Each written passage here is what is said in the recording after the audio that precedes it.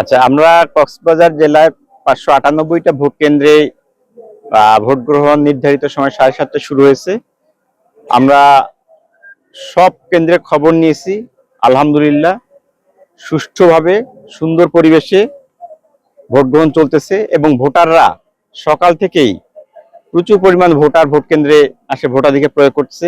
আমার সাথে আমাদের পুলিশ সুপার মহোদয় আছেন, জেলা নির্বাচন কর্মকর্তা আছেন। আমরা কক্সবাজার সদর, কক্সবাজার পৌরসভা ভিজিট করেছি এবং এখানে রামুতে এসেছি। 9:30টা পর্যন্ত আমাদের 17 থেকে 18% ভোট কাস্ট হয়েছে। এখন আমরা 11:30 তথ্যটা নিব। আমরা দেখতে পাচ্ছি এখন পর্যন্ত সার্বিক পরিস্থিতি কক্সবাজার জেলায় ভোট গ্রহণের সব পরিস্থিতি খুবই ভালো।